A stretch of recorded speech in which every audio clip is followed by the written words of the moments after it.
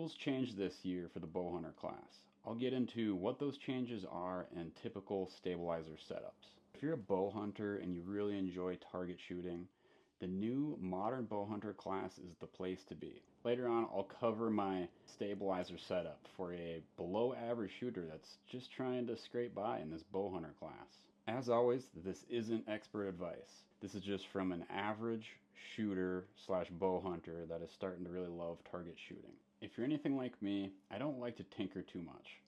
I just like to focus on myself and improve my technique and form. Now that I'm a few years in, there's some things that I'm leaving on the table, with stabilizers being one of those. So what were the changes for 2026?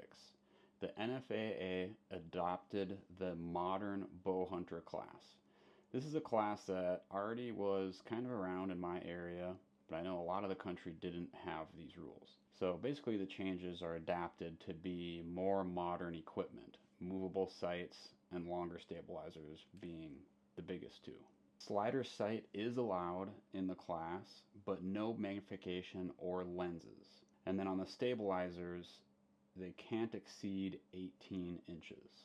Old rule was 12 inches length of stabilizer, and that's including the weights. Man, it was floating like just right in the center too, just dead, but it's not going off. If you're a bow hunter and you're going to shoot in the Bowhunter class, I would definitely take a look at investing in some longer stabilizers or messing around with the weights that you already have on them. It could lead to being more consistent on the 3D range, but even more importantly is you can carry that over to shooting in the field when you're hunting next fall. Solid. So typical weight ratios are a 1-to-2 weight ratio of front to back. 2 ounces up front and 4 ounces out back, or 3 ounces up front, 6 ounces out back. Another typical weight ratio is going 1-to-3, so 3 ounces out front, 9 ounces out back. The philosophy that I've heard is build up to the least amount of weight for the biggest amount of change. These weight ratios are just a starting point. Throw those on 2 for 1, 3 for 1, front to back, and then adjust it and see what feels the best. Here it is.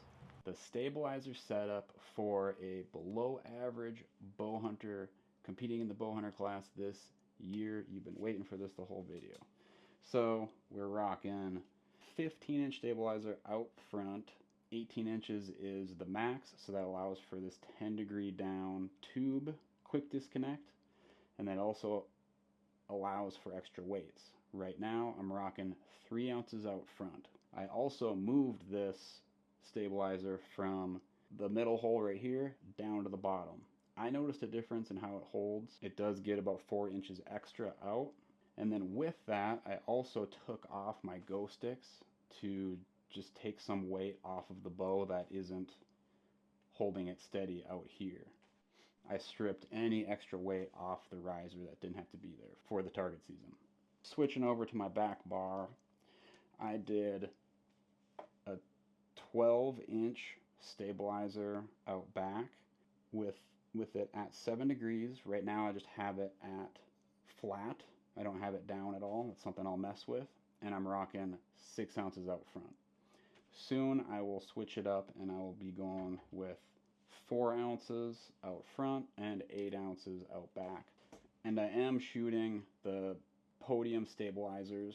They're super affordable, and in my limited experience, I don't really see the need to pay an arm and a leg for stabilizers.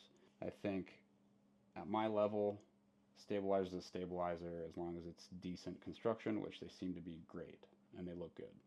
How did I decide to make that jump in weight or figure out what felt good? I practiced shooting at small circles that I made at 5 yards in my garage. Just practiced aiming, saw how the pin floated, and practiced shooting, and then brought it to the indoor range and just saw how it felt on a 20-yard face, just consistently shooting 300 rounds. I feel like indoor shooting is a good way to practice that because you're taking out all the variables and it's very consistent in how the pin float feels. If you like to be competitive but you don't want to go all the way to a target rig, this is the class. You can have those longer stabilizers, you can have your movable sight, and you can take it somewhat serious, or you can just have fun with your normal hunting rig. Maybe you don't want a 15-inch stabilizer up front with a 12 out back while you're hunting, but you could throw those bars on for the target season and still be in the Modern Bowhunter class. If you guys enjoyed this video, hit sub, and we'll see you on the next. Definitely meant to do that. Oh shit, hit stuff.